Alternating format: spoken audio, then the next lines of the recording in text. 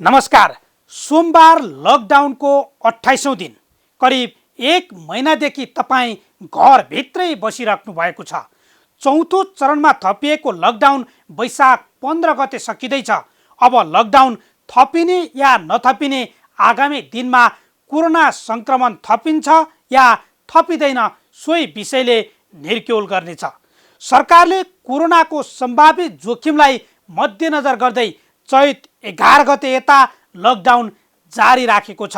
Rapid test र प्रयोगशाला परीक्षण पिसिआरलाई पनि तीव्रता दिइएको छ। खुसीको कुरा, नेपालमा कोरोना संक्रमित 4 जना निको भएर घर फर्किसकेका छन्, जसले नेपालीहरूमा आत्मबल र हिम्मत बढाएको छ।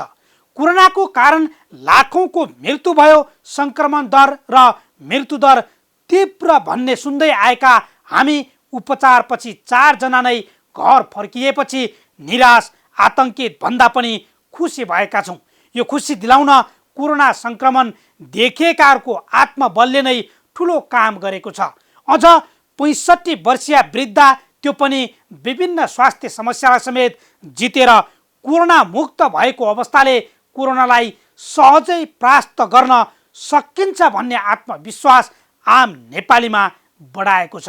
अस्पतालबाट निको भएर फर्किएकाहरू पनि भनिरहेका छन्, सकभर संक्रमणबाट बच्न घरभित्रै बस्नुहोस्, कतै निस्कन परे पनि सामाजिक दूरी कायम गर्ने, मास्क लगाउने, ग्लोभ लगाउने र फर्किएपछि साबुन पानीले मिची हात धुन आग्रह गरिरहेका छन्।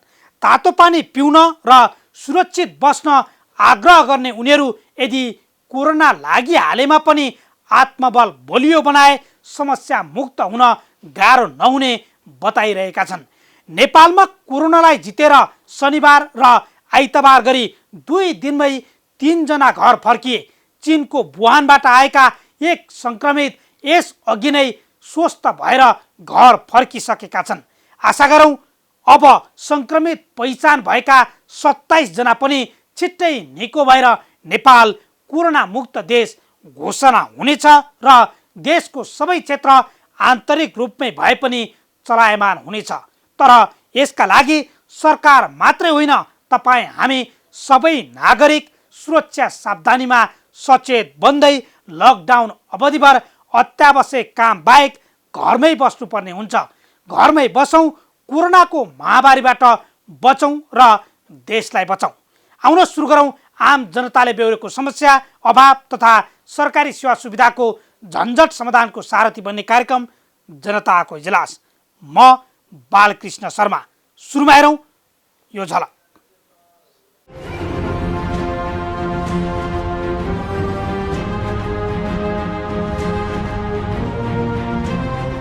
सोचको समस्यालाई अब हामी पहिले पनि यही ड्युटी गरेर हुनाले होइन, यही ठाउँमा हुनाले हाम्रो अलि चिनजान भएको हुनाले अब हामी साथीहरू धेरै छौँ होइन, पालो पालो गरी सोचको समस्या समाधान गरिरहेछौँ। हामीसँग नजिकै सार्वजनिक शौचालय छ र यहाँ एउटा सुपरमार्केटले पनि हामीलाई शौचालय बाथरुमहरू प्रयोग गर्न दिइरहेछ। त्यो कारणले कलङ्की चोकमा बसेर ड्युटी गर्न चाहिँ धेरै सहज नै छ। यो एउटा बाध्यता हो। अहिलेको समय कतै पनि खाजा पसल कति खुल्यो हुँदैन। अब यो चाउचाउ पानी भरमा हामीले चाहिँ जो ड्युटी गरेर हुन्छौँ, त्यो त्यस्तो खासै त्यस्तो कि समस्या त्यस्तो फिलिङ्स हुँदैन।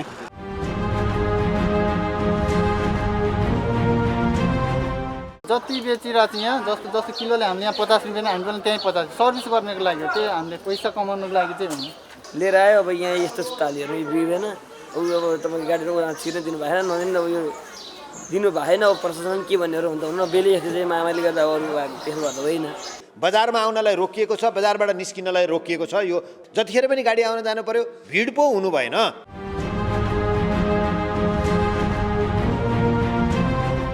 यहाँका व्यवसायहरू लकडाउनको कारणले धेरै नै मारमा परेका छन्। जुन हाम्रो व्यवसायीहरूको स्याउ केरुङ नाकामा लगभग 70-80 करोडको स्याउ कुहिएको अवस्थामा छ, हामीले फाल्यौँ।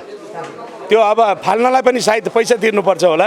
अर्थतन्त्रमा पैसा इन्जेक्ट गर्दाखेरि पनि अरू देशको हिसाबले गर्नु पर्दैन। हामीले अहिले धेरै केही गर्ने होइन, भएको बचाउने हो।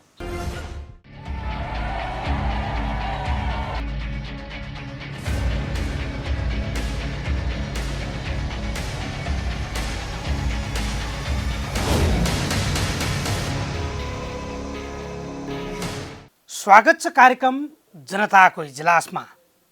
विश्वव्यापी महामारीको रूपमा फैलिएको कोरोनाको त्राससँगै नेपालमा पनि त्रास फैलिएको छ। तर यति बेलासम्म सङ्क्रमणको सङ्ख्या 31 पुग्दा 4 जना निको भएर घर फर्किएका छन्। हो, यहीसँगै आज अर्थात् सोमबार 28औं दिन लकडाउन भएको छ। आज पनि हामी जनताको इजलासमा लकडाउनले पारेको असर र त्यससँग सम्बन्धित रहेर विभिन्न विषयमा कुराकानी गर्नेछौँ। आज हामीसँग सुरक्षाकर्मीको अवस्था, तरकारी बजारमा कस्तो छ त्यहाँको अवस्था, बिक्री वितरण सहज रूपमा सर्वसाधारणले तरकारी पाएका छन् कि छैनन् त्यो पनि देखाउनेछौँ। त्यस्तै गरी फलफुल बजारमा कस्तो छ, सहज रूपमा आपूर्ति छ कि छैन र बिक्री वितरण भइरहेको छ कि छैन हामी त्यो पनि प्रस्तुत गर्नेछौँ।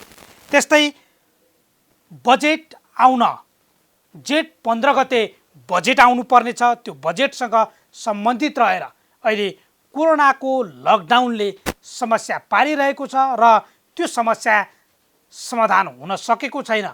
जेठ 15 मै बजेट आउन सक्छ कि सक्दैन र बजेट आउँदा आर्थिक रूपमा के कस्ता विषयहरू समेट्नुपर्छ, यो कोरोनाले सिर्जित गरिएको अर्थतन्त्रलाई समाधान गर्नका लागि कस्तो उपायहरू अपनाउनुपर्छ, हामी पूर्व अर्थ राज्य मन्त्री उदय शमशेर राणासँग गरिएको कुराकानी पनि प्रस्तुत गर्दैछौँ। अब भने पहिलो विषयको कुरा गरौँ। सुरक्षाकर्मी जनताका लागि तैनात छन् यति बेला सडक, चोक, विभिन्न स्थानहरूमा। हो, सर्वसाधारणको आवत जावत रोक्नका लागि पनि उनीहरू यति बेला सक्रिय छन्। तर तिनै जनताको सुरक्षाका लागि खटिएका सुरक्षाकर्मी एक बोतल पानी र बिस्कुट र चाउचाउको भरमा काम गरिरहेका छन्। विभिन्न चोकमा उभिएका उनीहरूको अवस्था कस्तो छ, सुरक्षाकर्मीलाई कोरोनाबारे सतर्कता अपनाइएको छ कि छैन र राज्यले के गरिरहेको छ त उनीहरूलाई, र कस्तो अवस्थामा आवत जावत चलिरहेको छ, कोरोनाको जोखिमबाट उनीहरू मुक्त हुन सकेका छन् कि छैनन्। हेरौँ सुरुमा यो रिपोर्ट। मुलुकमा लकडाउन भएको 27औं दिन बितेको छ। हामी घरमा सुरक्षित छौँ। हाम्रो सुरक्षाका लागि सुरक्षा निकायका विभिन्न नेपाल प्रहरी, ट्राफिक प्रहरी, सशस्त्र प्रहरीहरू यति बेला सडकमा छन् र आज हामी तपाईँलाई यसरी सडकमा खटिएका सुरक्षा निकायका जो विभिन्न अङ्गहरू हुनुहुन्छ उहाँहरूका समस्याहरूलाई देखाउँदैछौँ। उहाँहरू कसरी सडकमा खटिरहनु भएको छ, उहाँहरूको अवस्था के छ र हामीलाई धेरैभन्दा धेरैको गुनासो शौचको समस्या भएको भन्ने धेरै गुनासोहरू आएको छ र हामी काठमाडौँका विभिन्न स्थानमा घुम्नेछौँ र त्यहाँको अवस्था, त्यहाँका सुरक्षाकर्मीहरूको अवस्था केलाउनेछौँ। र यति बेला म यो सुन्धारा चोकमा छु र हेर्न सक्छौँ यहाँ यति बेला जुन यो सुरक्षा व्यवस्थापनका लागि, सुरक्षा चेक जाँचका लागि ट्राफिक प्रहरी र यसै गरी नेपाल प्रहरी का जो जवानहरू कार्यरत हुनुहुन्छ र उहाँहरू यसरी कार्यरत भइरहँदाखेरि म थोरै केही कुराहरू पनि गर्छु उहाँसँग, उहाँहरूको स्थलगत अनुभव। शौचको समस्यालाई अब हामी पहिले पनि यही ड्युटी गरेर हुनाले होइन, यही ठाउँमा हुनाले हाम्रो अलि चिनजान भएको हुनाले अब हामी साथीहरू धेरै छौँ होइन, पालो पालो गरी शौचको समस्या समाधान गरिरहेछौँ। अब अरू कुरा अब हजुरले भनिहाल्नु भयो पेसागत धर्म हो होइन, अरू ड्युटी अब लगभग ठिकै छ। जस्तै अब अरू बेला त सर सबै खुल्थ्यो, यताउता जान पाइन्थ्यो, सजिलो हुन्थ्यो होइन। अब अहिले फेरि सुरक्षालाई अलिकति बढाइएर सुरक्षाकर्मीहरू बढी परिचालित गरेको अवस्था पनि छ। यो अवस्थामा कतिलाई थाहा नभएको कुन विभिन्न ठाउँबाट पनि आएर यहाँ खटिनु भएको छ होइन, अलिकति गाह्रो भयो भन्ने कुराहरू छ। के छ तपाईँहरू हेर्दाखेरि काठमाडौँ उपत्यकामा सुरक्षाकर्मीलाई वास्तवमै शौचालयको समस्या हो होइन? लोकल युनिटको साथीहरू 1-2 जना भइहाल्छन्, 1-2 जना लोकल साथीहरूले अब बाहिरबाट थपाएकोलाई देखाइदिने काम हामीले गरिरहेछौँ होइन। त्यो समस्या अब लगभग समाधान छ। अब इनफ छैन, पहिले जस्तो सट्ट कहाँ जाँ भन्नु भन्दा अब ठाउँ खोज्नुपर्ने हुन्छ। अब टेलिकम, महानगरपालिका, सिभिल महल छ, त्यो हिसाबले त्यो समस्या। पानी पनि हेर्न सक्छौँ हामी। अब यस्तो यो पानी जुसहरू यो अब सहयोगी हातहरूले त उपलब्ध गराउनु भएको छ तपाईँहरूलाई, किनकि तपाईँहरू यहाँ सडकमा हुनुहुन्छ र आम नागरिकहरू घरमा सुरक्षित भएर बस्नु भएको छ होइन। र तपाईँहरू आफू पनि जोखिममा रहेर यसरी चाहिँ यो हुन त दायित्व नै हो नेपाल प्रहरी या ट्राफिक प्रहरी जो सुरक्षा निकायको दायित्व, प्रमुख दायित्व त्यो हो। तर त्यही पनि भनौँ न कस्तो समस्याहरू छ सरहरू? हामीलाई लगभग समस्या त त्यति खासै देखिन्न होइन। सब अरू सङ्घ संस्थाले हामीलाई सहयोग नै गरिएको छ, हजुरले नै सहयोग गरिएको छ, सब अल यताउता घुम्ने जनताहरूले पनि सहयोग गरेको छ। हामीले आफ्नो यो हाम्रो दायित्व नै, हाम्रो काम कर्तव्य नै हो। यसलाई अझै हामी काम कर्तव्यलाई अझै एकदमै पालना तरिकाले गर्नेछौँ भने सडकमा खटेका दिनरात नभनिकन खटेका सुरक्षाकर्मीहरूको अवस्था के छ मैले त्यो केलाउने प्रयास गरिरहेको छु। यस्तो समयमा पनि आम सुरक्षाकर्मीले दिइरहेको सुरक्षाको चौतर्फी तारिफ भयो। तर यो बिचमा दुईवटा घटनाले सामाजिक सञ्जालमा आलोचना पनि भयो र प्रहरी सङ्गठनको विषयमा या जुन घटनाहरू आए बाहिर औषधि किन्न जाँदाखेरिको चाहिँ जुन नागरिकमाथि कुटपिटको कुरा र चिकित्सकमाथि कुटपिटको कुरा आयो के यी घटनाले चाहिँ वास्तवमा सबैलाई एकै डालोमा एकै ठाउँमा राखेर हेर्न मिल्छ त? हो, आज हामी यसको समीक्षा गर्दैछौँ। त्यस कारणले हामीले एउटा कुरा बुझ्नुपर्ने के छ, हामी त घरभित्र सुरक्षित छौँ र यसरी सडकमा खटिएका सुरक्षाकर्मी त जोखिममा रहेर हामीलाई सुरक्षा दिइरहेका छन्। के तपाईँ हामी घरबाट बाहिर ननिक्लिने हो भने, सरकारले दिएको निर्देशन मान्ने हो भने यस्ता घटनाहरू बाहिर आउँथ्यो त? त्यो मुख्य प्रश्न छ।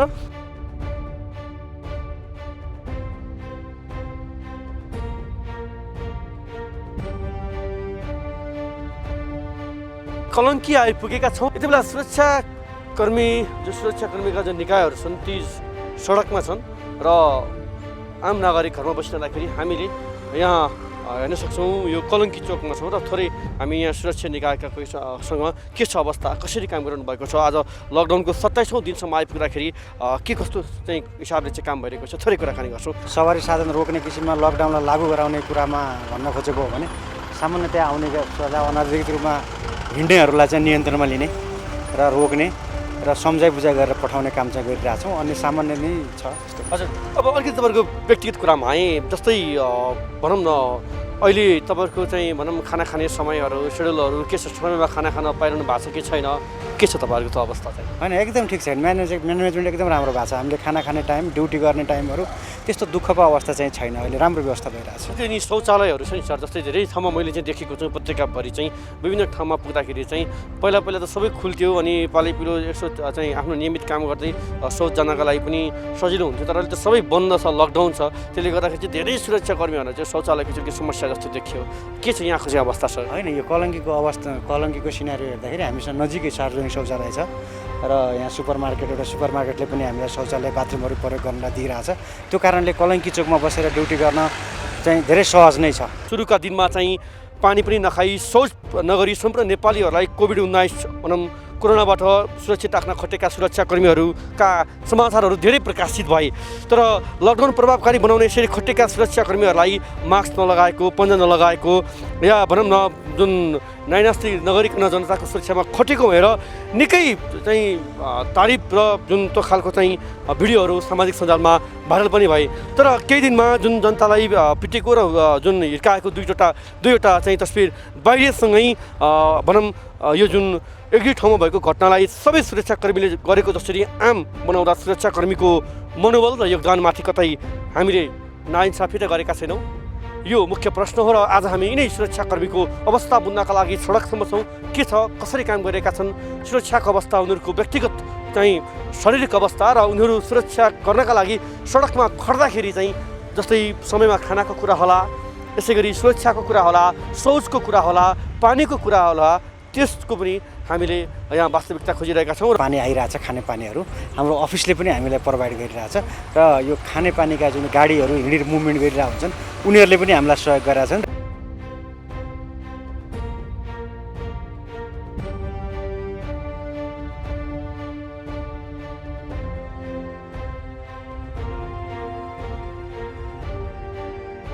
यसरी पानी र चौचौको भरमा दिनरात सडकमा खटेर आम नागरिकलाई सुरक्षा दिइरहेका यी सुरक्षाकर्मीहरू वास्तविकता थोरै केलाउनेछौँ। जस्तै थोरै कुराकानी गरौँ है। बिहानदेखि हुनुहुन्छ ड्युटीमा? हामी चाहिँ बिहानदेखि नै हजुर। के छ, कतिको गाह्रो भइरहेछ, के छ अवस्था? अब गाह्रो हाम्रो ड्युटी जहिले पनि यही हो। अब हामीले गाह्रो अप्ठ्यारो उस्तै हो जहिले पनि।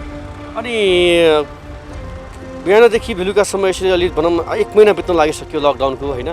कस्तो छ सडकमा बिदा काम गर्दाखेरि, कस्तो लागिरहेछ? होइन, हाम्रो बिदा चाहिँ कहिले पनि छुट्टी छैन अहिलेको समयमा। जब यो लकडाउन नसुनिन्छ कि नसुनिन्जेलसम्म हामी कसैको बिदा हुँदैन चाहिँ। अनि समयमा खाना पाइरहनु भएको छ? खाना हामीले समयमै खान्छ। हाम्रो बिहानको समयमा 10 बजीतिर हुन्छ, साँझ समयमा 6 बजीतिर हुन्छ। अनि चाउचाउ र पानीको भरमा पनि काम गरेको देख्यौँ हामीले धेरै यहाँ तपाईँहरू होइन। यो एउटा बाध्यता हो। अहिलेको समय कतै पनि खाजा पसल कति खुल्यो हुँदैन। अब यो चाउचाउ र पानी भरमा हामीले चाहिँ जो ड्युटी गरेर आउँछौँ, त्यो त्यस्तो खास त्यस्तो कि समस्या त्यस्तो फिलिङ्स हुँदैन। कोरोनाको मुख्य औषधि भनेकै तपाईँ हामी घरभित्र रहनु नै हो, घरभित्र सुरक्षित तरिकाले बस्नु नै हो।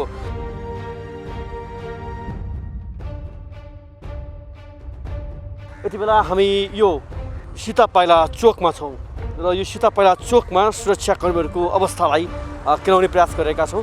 कसरी काम गरिरहनु भएको छ सडकमा, के छ उहाँहरूको अवस्था, त्यसलाई चाहिँ आज खोजिरहेका छौँ र हेर्न सक्छौँ दृश्य यसरी घाम पानी नभनिकन सडकमा खटेका सुरक्षाकर्मीहरू खाजा खाँदै हुनुहुन्छ। अहिले भनौँ चाउचाउ र पानीको भरमा काम गरिरहेका दृश्यहरू पनि धेरै देखायौँ हामीले दर्शकलाई। थोरै कुराकानी नै गर्छौँ यता हामी, जस्तै यसरी होइन खानुहोस् न खानुहोस्, खाजा खाएको किन छोड्नु भएको छ र खाजा खाइरहनु भएको छ, खाजा खाइरहनु भएकोहरूलाई पनि थोरै केन्द्रित गर्छौँ। होइन खाजा खानुहोस् न, खाजा खानुहोस्, खाजा खानुहोस्, खाजा खानुहोस्। होइन आज तपाईँहरूको यो समस्यालाई नै खोज्दै हामी आएका छौँ, थोरै कुराकानी पनि गर्छौँ। जस्तै के छ यो आज 1 महिना बित्न लागिसक्यो, तपाईँहरू दिनरात सडकमा हुनुहुन्छ होइन, कसरी काम गरिरहनु भएको छ, के छ? चाउचाउ बाँडेको दृश्य पनि म खिच्न अनुरोध गर्छु। चाउचाउ र यसरी दिनरात सडकमा खटिएका सुरक्षाकर्मीहरू मैले अघि नै पनि दर्शकका दोहोऱ्याएँ। मैले काठमाडौँका विभिन्न स्थानमा सडकमा खटेका ट्राफिक प्रहरी, सशस्त्र प्रहरी र नेपाल प्रहरीहरू कसरी चाहिँ काम गरिरहेका छन्, के छ उनीहरूको अवस्था, आज हामी त्यसलाई केलाइरहेका छौँ दर्शकवृन्द। र चाउचाउ र पानीको भरमा पनि आम नागरिकलाई सुरक्षा दिन सडकमा आएका यी सुरक्षाकर्मीहरूको अवस्थालाई, जस्तै शौचालयको कुरा, स्वास्थ्यको कुरा लगायतका विषयलाई हामीले केलाइरहेका छौँ। र यसरी हेर्ने भने यो समग्र सीता पाइला चोकको दृश्य हो र विभिन्न जहाँ हामी चोकमा पुगिरहेका छौँ यति बेला यो खाजा खाने समय चाउचाउ लिइरहेको दृश्य हेर्न सक्नुहुन्छ तपाईँले। चाउचाउ र पानी यहाँ राखिएको छ, यो चाउचाउ र पानी, र यो चाउचाउ र पानीमा पानीको भरमा मैले उहाँहरूलाई यो समस्या छ भनेर भन्दा पनि आम नागरिकको सुरक्षाका लागि कसरी खटिएका छन् त सुरक्षाकर्मी, मैले त्यो देखाउन खोजेको दर्शकलाई म पुनः आग्रह गरौँ। उहाँहरूले समयमा खान पाइरहेका छौँ, कुनै चिजको समस्या छैन भनिरहनु भएको छ, तर यद्यपि जुन लकडाउनलाई चाहिँ कार्यान्वयन गर्नका लागि, आम नागरिकको सुरक्षाका लागि र जुन कोरोना विरुद्धको लडाइँका लागि चाहिँ सुरक्षाकर्मीहरूले कसरी काम गरिरहनु भएको छ भन्नका लागि चाहिँ मैले यो दृश्य देखाएको। यसलाई फेरि अन्यथा नलिएर पनि म आग्रह गर्छु। धेरैसँग हामीले प्रतिक्रियाहरू लिएका छौँ, कसरी काम गर्नुभएको छ, के छ उहाँहरूको अवस्था। खाजा खानुभयो भर्खरै? हजुर भर्खर बिहान कति बजी देख्नुहुन्थ्यो? बिहान 10 बजीदेखि हामी। हजुर विष्णुमती खोलाको पुलको छेउमा छु म र हेर्न सक्छौँ यो सडकको अवस्था के छ, कसरी काम भइरहेको छ र सुरक्षाकर्मीहरूसँग कुराकानी गरिरहेको छु। र बालाजु यो नयाँ बजार क्षेत्रको दृश्य हो।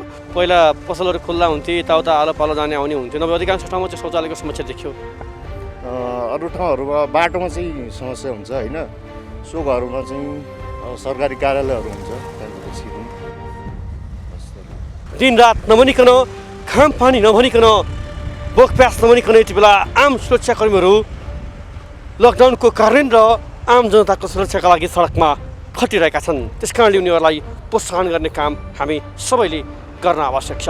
हो, राज्यले सुरक्षाकर्मीका लागि उचित मूल्याङ्कन गर्नै पर्छ, किनकि दिन रात नभनी, भोक प्यास नभनी जनताको उद्धारका लागि अर्थात् सुरक्षा व्यवस्थाका लागि उनीहरू तैनात भइरहेका छन्। एउटा चाउचाउ र बिस्कुटको भरमा ड्युटी गर्ने प्रहरीहरूलाई पक्कै पनि केही दिन अगाडि आएको सूचनाले दुखित तुल्याएको थियो। हो, कोरोना सङ्क्रमित कोषमा उनीहरूबाट पनि पैसा जम्मा गर्ने भन्ने जुन समाचार आएको थियो त्यसले निकै दुखी तुल्याएको थियो। हो, सरकारले बेलैमा सोच्नुपर्छ सुरक्षाकर्मीहरू कति दुःख र कष्टका साथ जनतालाई सुरक्षित राख्नका लागि खटिरहेका छन्। अब अर्को विषयका कुरा गरौँ। तरकारी सहज रूपमा छ या छैन? हुन त कालीमाटी र बल्कुमा वितरण गरिँदै आएको अथवा बिक्री वितरण गरिँदै आएको बजारमा यति बेला स्थानीय सरकारले रोक लगाएको छ र अन्य विभिन्न क्षेत्रहरूमा यसको व्यवस्था मिलाएका छौँ भनेर स्थानीय सरकारले नै भनिरहेको छ। तर लकडाउनकै समयमा सर्वसाधारणलाई कहाँ जाने, कुन कुन ठाउँमा तरकारी पाइन्छ भन्ने समेत जानकारी छैन। आखिर कस्तो छ त तरकारी बिक्री वितरण र कुन कुन ठाउँमा व्यवस्थापन गरिएको थियो त? हेरौँ यो रिपोर्ट। कोभिड-19 को जोखिम हुन नदिन लकडाउन जारी रहेपछि काठमाडौँ महानगरपालिकाले तरकारीको बिक्री वितरण गर्न विभिन्न 11 स्थान निर्धारण गरे पनि सो निर्णयको जानकारी सम्बन्धित वर्गसम्म पुर्याउन नसकिरहेको व्यवसायीले गुनासो गरेका छन्। स्थानीय निकायले कालीमाटी र बल्खुमा रहेको तरकारी बजार बन्द गरेर 11 स्थानबाट तरकारी निश्चित समय खुला गर्ने भनिए पनि सो व्यवहारिक नभएको बल्खु कृषि तथा तरकारी बजारका सञ्चालक मोहन कुमार बस्नेतले बताएका हुन्। सञ्चालक बस्नेतले सरकारले भिडभाड नहुने गरी निर्बाध रूपमा तरकारी जन्य वस्तु बिक्री गर्न पाउनुपर्ने र खरिदकर्ताहरूले पनि सामाजिक दूरी कायम गरेर खरिद गर्न पाउने व्यवस्था मिलाएर कारोबार खुल्ला गर्नुपर्ने बताएका छन्। प्रशासनले सीमित समय तोकिदिएको छ। राज्यको सूचना छ, हेर्नुहोस् सिडिओ कार्यालयको सूचना, तरकारी बोक्ने गाडीहरूलाई निर्विवाद रूपमा जतिखेर पनि जान र आउन पाइन्छ भनेर भनेको छ। हामीलाई दुःख लागिरहेको छ, तरकारी व्यवसाय गर्ने गाडीहरू निर्विवाद रूपमा चाहिँ आवत जावत गर्न चाहिँ रोकिएको छ। बजारमा आउनलाई रोकिएको छ, बजारबाट निस्किनलाई रोकिएको छ। यो जतिखेर पनि गाडी आउन जानु पर्यो, भिड पो हुनु भएन, भिड हुनु भएन, दिनभरि जतिखेर पनि गाडी आउन र जान दिनु पर्यो भन्ने मेरो चाहिँ एउटा पहिलो माग हो। बल्खु र कालीमाटी तरकारी बजारको भिडभाड हुन नदिन काठमाडौँ महानगरपालिकाले सो बजार बन्द गरे पनि तोकिएको स्थानमा तरकारी बिक्री वितरण गर्ने स्टल भने नभएको उपभोक्ताको गुनासो छ। कलङ्की, बाफल, स्वयम्भू, वनस्थली, गोङ्गबु, वसुन्धरा, गोपीकृष्ण हल, तिनकुने, लैनचौर, रत्न पार्क र कोटेश्वर चोकबाट तरकारीको खरिद बिक्री गर्ने व्यवस्था सरकारले मिलाएको थियो। होइन, अरू बेल पनि हामीले जस्तै यो सर्भिस चाहिँ गरिरहेको छु। अब यो जस्तै लकडाउनदेखि नै हामीले यस्तो सर्भिस गरेर अब बाहिर आउन सक्नुहुन्न प्रायः जस्तो, त्यसैले यसरी नै सर्भिस गरिरहेको छु। घटी छ नि, धेरै घटी छ अहिले, धेरै नै घटी छ। अब यहाँ बेच्नु र अब बाहिर बेच्नु धेरै घटी भइहाल्छ नि। अब होइन, हामीले यहीँको रेटले बेचिरहेको, जति बेचिरहेको छ यहाँ, जस्तो किलोले हामीले यहाँ 50 रुपियाँ, हामी पनि त्यहीँ 50, सर्भिस गर्नको लागि हो, त्यही हामीले पैसा कमाउनुको लागि चाहिँ हुनु। समस्या सर अब यी तपाईँको यो टमाटर, अब हेर्नु न, मैले चाहिँ धेरै बेच्ने भनेको टमाटरै हो यहाँ है, धेरै बेच्ने टमाटरै हो। अब यहाँ लिएर बिग्दैन, यी थुपारेर राखेँ, पानी झोलो मेल भइसक्यो टमाटर, यी नलिएर उहाँबाट जति बिग्छ अब पैसा बनाएर पठाइदिनु भन्छन् है। अब पहिला बेला तपाईँ टन्डर नाफा हुने बेला पनि बिचरा तरकारी अब अहिले कसरी बेच्दिनु भन्नु, लिएर आयो। अब यहाँ यस्तो टालीहरू बिग्दैन, अब तपाईँको गाडीहरू छिर्न दिनु भएन, नदिनु अब यो दिनु भएन। अब प्रशासन के भन्नेहरू हुन्छ हुन, बेली यस्तो चाहिँ मामाले गर्दा अरू त्यसो भएर होइन कि यस्तै छ यहाँ। लकडाउन अवधिभर वैकल्पिक तरकारी बजारका रूपमा सञ्चालनमा ल्याएको उक्त 11 स्थानबाट उपभोक्ताले आफूलाई अनुकूल पर्ने स्थानबाट फलफुल तथा तरकारी खरिद गर्न सक्ने व्यवस्था मिलाए पनि समय पर्याप्त नभएको र कति बजेदेखि खुला रहने समेत जानकारी उपभोक्तामा गराइएको छैन। तरकारी किन्ने उपभोक्ता र व्यापारीको भिड नियन्त्रण गर्न कारोबार बन्द गरिएको सरकारी पक्षले जनाएको छ। तर तोकिएको अस्थायी 11 स्थानबाट भने कुन तवरबाट बिक्री वितरणको व्यवस्था मिलाइएको छ भन्ने बारे सरकारी पक्ष नै अनभिज्ञ छ।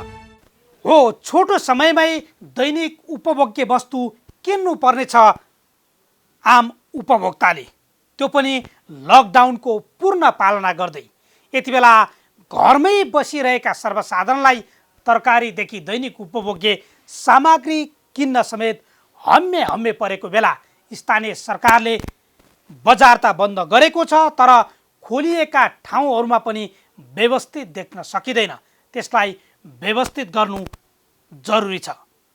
एकैछिन विश्रामपछि हामी फलफुल व्यापार कस्तो भइरहेको छ त्यो जानकारी र सँगसँगै अर्थतन्त्रमा कोरोनाले पारेको प्रभाव र अब के गर्न सकिन्छ भन्ने विषयमा पूर्व अर्थ राज्य मन्त्री उदय शमशेर राणासँग गरिएको कुराकानी सहित उपस्थित हुनेछौँ। हामीसँगै रहनुहोला।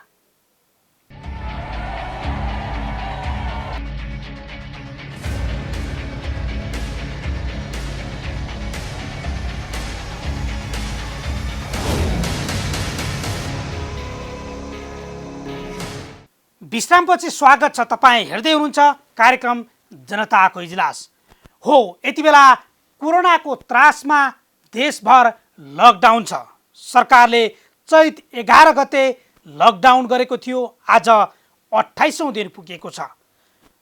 घर घरमा बसेका सर्वसाधारणलाई दैनिक उपभोग्य सामग्रीसहित फलफुलको आवश्यकता पनि पर्छ। तर यति बेला फलफुल बजारहरू बन्द अवस्थामा छन्। कतिपय फलफुल बजारहरू खुलेका पनि छन्, तर ती खुलेका तरकारी बजार हुन् या फलफुल बजार, कोरोनाबाट बच्न सतर्कता अपनाइएको छ कि छैन, सरकारले बनाएको मापदण्ड अनुसार चलेका छन् कि छैनन्। अबका क्रममा स्थलगत खबर अनुगमन।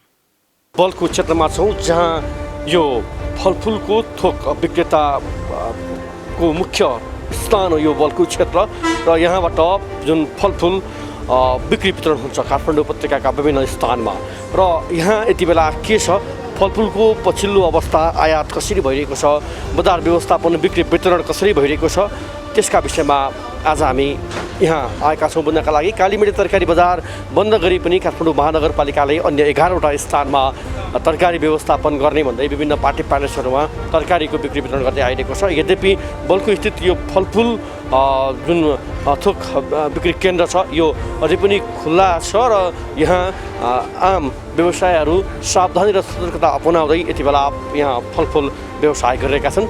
म थोरै दृश्यमा देखाउँछु विभिन्न स्थानबाट जुन लिएर आएका फलफुलहरू यति बेला जुन सुनौली नाका, यसै गरी काकडभिट्टा नाका हुँदै जुन फलफुलहरू आयात भइरहेको छ भन्ने कुरा हामीले यहाँका व्यवसायीबाट जानकारी प्राप्त गरेका छौँ र जुन आमाको मुख्य हेर्ने औँसी नजिकै छ र त्यसलाई मध्यनजर गर्दै यति बेला ठुलो मात्रामा आजको दिन, आज बिहान मात्रै जुन हिजो अस्तिको तुलनामा भन्दा आज बिहान मात्रै धेरै मात्रामा फलफुल झारिएको छ, आयात भइरहेको छ भने फलफुलहरू झार्ने काम पनि छ। र पछिल्लो अवस्था के छ फलफुलको विषयमा, फलफुलको खपत कतिको भइरहेको छ र धेरैभन्दा धेरै फलफुलहरू हामीले यहाँ आइरहँदाखेरि देखेका पनि छौँ, कति बिक्री नभएर फ्यालीको अवस्थामा पनि छ भने के छ पछिल्लो अवस्थाका विषयमा जानकारी लिनका लागि हामीसँग नेपाल फलफुल थोक व्यवसाय सङ्घका अध्यक्ष हुनुहुन्छ अमर बानिया।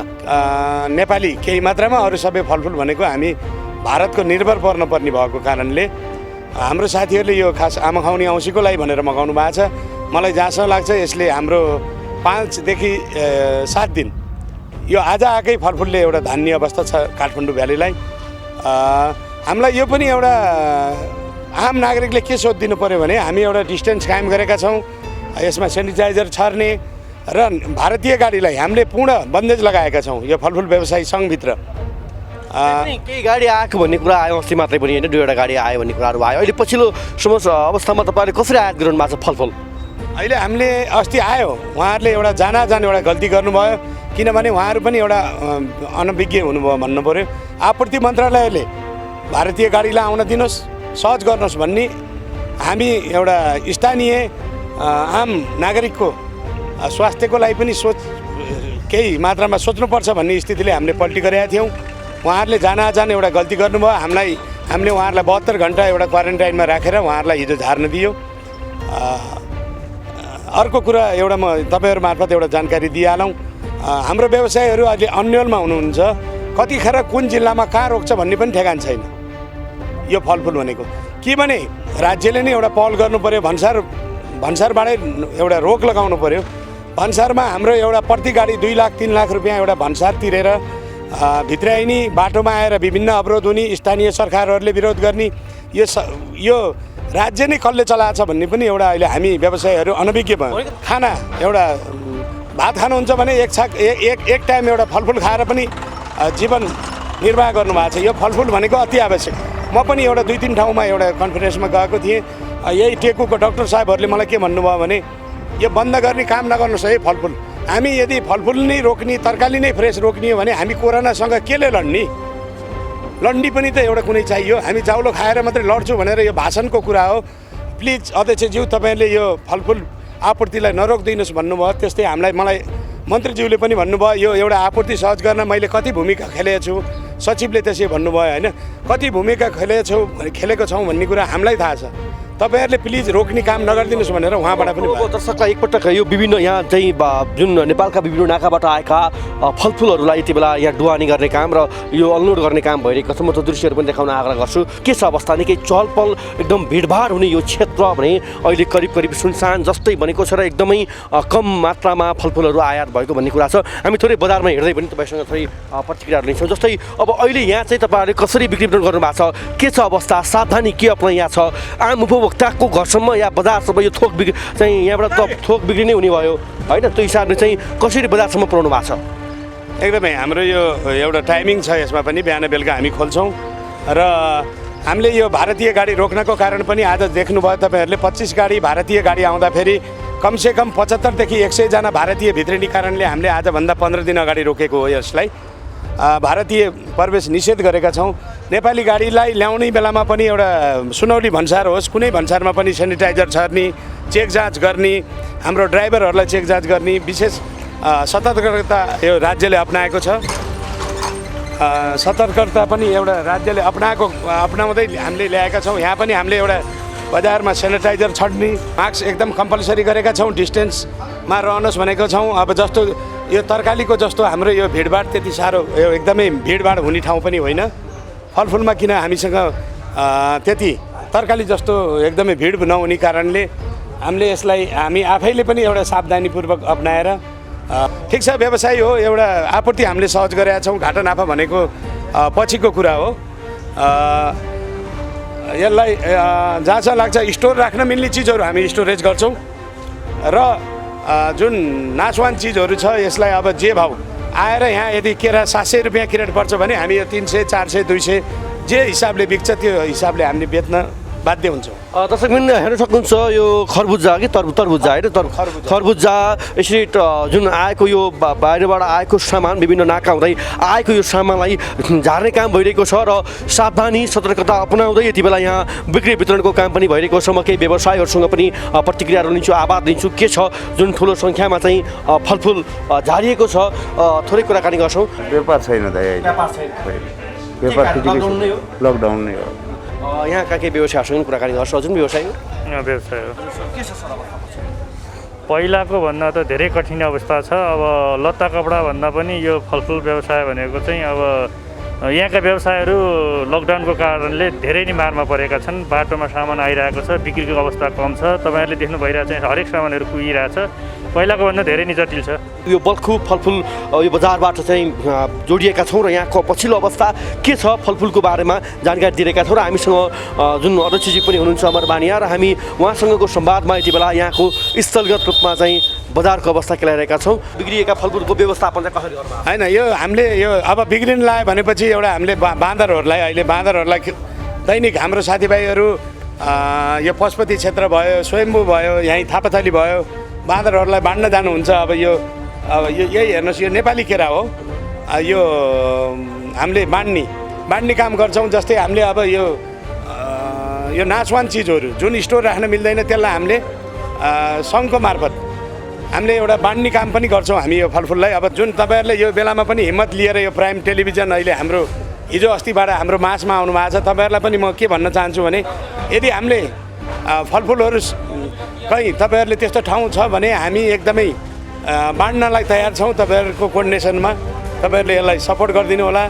कहीँ एउटा खाना नपाउने एउटा भोका नाङ्गाहरूलाई हामी त्यो पनि सहयोग गर्छौँ। फलफुल एकदम महँगो भएको चाहिँ सर्वसाधारणको गुनासो छ। स्याउ पनि 400-500 केजीसम्म पुगेको अलिकति महँगो भयो। यो पहिला नै त्यस्तो हो कि लकडाउनको प्रभावले चाहिँ यो महँगी बढ्यो हो? होइन, यो एकदमै सही प्रश्न उठाउनु भयो। म प्राइम टेलिभिजनलाई एकदमै मुरी धन्यवाद दिन्छु। आम व्यवसायको तर्फबाट खालि फलफुल होइन। यो भनेको हेर्नुहोस् यो सेउ जुन सेउको कुरा आयो अहिले महँगाई भनेको सेउमै छ। जुन हाम्रो व्यवसायीहरूको सेउ केरुङ नाकामा लगभग 70-80 करोडको सेउ कुहिएको अवस्थामा छ। हामीले फाल्यौँ त्यो, अब फाल्नलाई पनि सायद पैसा तिर्नुपर्छ होला। र यो सेउहरू केही सीमित व्यक्तिहरूले पानी जहाजको मार्फतबाट अब बाई सिप भनौँ कलकत्ता हुने, कलकत्ताबाट पल्टी गरेर ल्याउनु पऱ्यो। तपाईँको कहिले काकडभिट्टा बन्द, कहिले विराटनगर बन्द हुँदै सीमित मात्रामा केरुङ र खासाको नाका बन्द भएपछि यो सेउको महँगी बढ्न थालेको हो। अब यो पानी जहाजबाट पनि आउँदा हिजोभन्दा आज सस्तो, आजभन्दा भोलि सस्तो हुन्छ र नेपाल सरकारले खासा नाका खोल्ने भने तर स्थानीयले अवरोध पुर्याइराखेको अवस्था छ। उहाँहरूले अब राज्यले एउटा स्कटिङ गरेर ल्याउनु पर्ने चिज 100 रुपियाँ किलो आज हामीले यहाँ स्याउ खान पाउँथ्यौँ भने आज हाम्रो उपभोक्ताहरू 400 रुपियाँ किन्न बाध्य छ। त्यो राज्यले एउटा पहल गरोस् स्याउको बारेमा। बजार चाहिँ अहिले स्याउ मात्र होइन अरू फलफुलको पनि मूल्य अरू समयमा भन्दा अलि बढ्या हो। एकदमै यो अब अलिकति केही कस्ट पल्टी गर्दा राख्छ। मैले आम व्यवसायीहरूलाई पनि भन्ने गरेको छु, इन्डियामा यो फलफुल अहिले केही मात्रामा सस्तो पनि छ। तपाईँहरूले एउटा मूल्य पनि एउटा निर्धारण गर्नुहोस् है। तपाईँहरूले यो मौकाको फाइदा यो बेलामा मान्छेले एउटा दान धर्म गर्ने बेलामा व्यवसायीहरूले एउटा लुट्ने काम नगर्नुहोस् भनेर हामीले बारम्बार चेतना दिएका छौँ। यदि यसलाई पनि हामी राज्यलाई पनि म गुहार्न चाहन्छु, तपाईँहरू पनि आएर केही एउटा अनुगमन गरिदिनुहोस्। किन यो दैनिक उपभोग्य हो, यदि यहाँ फलफुलको यति खपत छ अब यसलाई कुरा गरी साध्य छैन।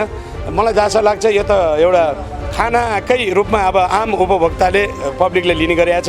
यसलाई अनुगमन पनि हुन जरुरी छ। बेला बेला अनुगमन पनि हुन जरुरी छ। बजारमा चाहिँ फलफुलको मूल्यमा एकरूपता आओस्। हस्, धन्यवाद।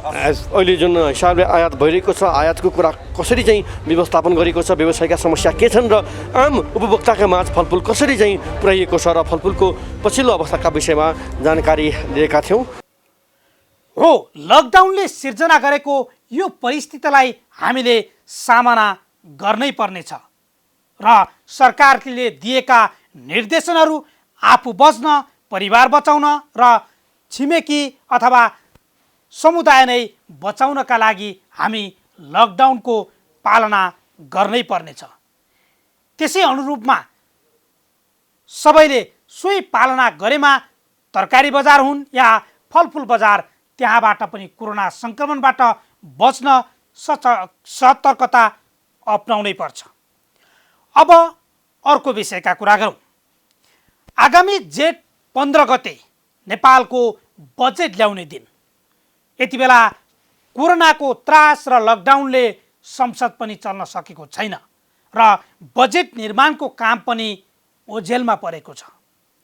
हो, त्यही अनुसार अब सरकारले कसरी बजेट ल्याउला अथवा अर्थतन्त्रमा कोरोनाले के कस्तो असर पारेको छ, सरकारले अर्थतन्त्रमा पारेको प्रभावलाई न्यूनीकरण गर्नका लागि अथवा अर्थतन्त्र माथि उकास्नका लागि के गर्नुपर्छ? प्रमुख प्रतिपक्षी दल नेपाली कांग्रेसका नेता समेत रहेका पूर्व अर्थ राज्य मन्त्री उदय शमशेर राणासँग हामीले यही विषयमा कुराकानी गरेका छौँ। अबका क्रममा सोही कुराकानी। हामीसँग आज कुराकानी गर्नका लागि यो विशेष कुराकानीमा पूर्व अर्थ राज्य मन्त्री उदय शमशेर राणा हुनुहुन्छ। हामी उहाँसँग अहिलेको यो कोरोनाको नेपालको अवस्था, नेपालको आर्थिक स्थिति लगायत विविध विषयमा समग्रतामा कुराकानी गर्नेछौँ। हामी उहाँलाई आउनुहोस् स्वागत गर्न चाहन्छौँ। यहाँलाई स्वागत छ। धन्यवाद। राज्यले गरेका जति पनि यो कोरोना नियन्त्रण रोकथामका लागि गरेका कदमहरूप्रति यहाँको दृष्टिकोण के छ? अब यो सरकारलाई यत्रो ठुलो समर्थन हुँदाहुँदै पनि यो सरकार अलमल्लिएको हामीले अहिले देखिरहेछौँ।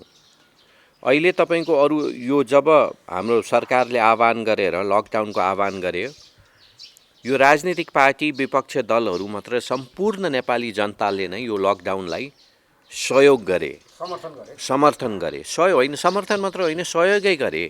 घरबाट अरू देश हेरी नेपालमा जुन हिसाबले मान्छेहरू बाहिर निस्किनेबाट वञ्चित गर्नु परेन, आफै वञ्चित भए, आफै घरभित्र बसे। यहाँले भन्न खोज्नु भयो सरकारले जुन समयमै लकडाउन गर्यो त्यो राम्रो गरेको थियो होइन त? समयमै लकडाउन गरे त्यो ठिकै थियो। एक हप्ता अगाडि लकडाउन गरे भए अझै राम्रो हुन्थ्यो। तर लकडाउन समयमै गरेको यो ठिक हो।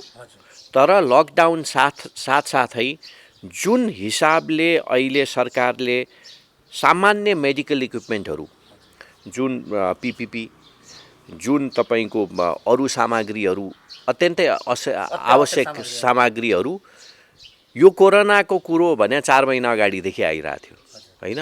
र सामग्री केही नहुनु, सुट नहुनु, मास्क नहुनु भने त यो दुर्भाग्यवश कुरा हो। र साथसाथै यो विभिन्न कुराहरू पत्र पत्रिकामा आइरहेछ, भ्रष्टाचारको कुरादेखि नाता गोताको कुरादेखि यो राजनीतिमा हुँदो रहेछ। तर यस्तो समयमा पनि यस्ता कुरा आइसकेपछि सबैले एउटा समर्थन दिएर समर्थन जुटेको परिस्थिति अहिले टुङ्गेको छ होइन। अहिले जनता, तपाईँहरूको पत्र पत्रिका, अहिले विपक्ष दल, मैले पनि हामीहरूले जुन हिसाबले अहिले सपोर्ट गरेका थियौँ, बाध्यवश हामीले कतिपय सरकारको आलोचना गर्नुपर्ने हामीहरू अहिले बाध्य भएको छौँ। हामीले त भन्न रिपोर्टिङकै क्रममा पनि देखाएका थियौँ, कहाँ जाने भनेर सोद्धा दाङ भन्छन्, महेन्द्रनगर भन्छन्। काठमाडौँबाट त हिँडेर जाने त एउटा एकचोटि कल्पना मात्रै गर्ने हो भने 12 देखि 15 दिन लाग्छ भनेपछि सरकारले अभिभावकत्व गराउन नसकेकै अवस्था हो त। पक्कै हो नि, यो त प्रष्टै रूपमा देखिसक्यो। साथसाथै अर्को कुरा, 4-4 महिनासम्म साधारण मेडिकल इक्विपमेन्ट ल्याउन नसक्नु भनेको यो गैर जिम्मेवारीको सीमा नै कटेको हो के।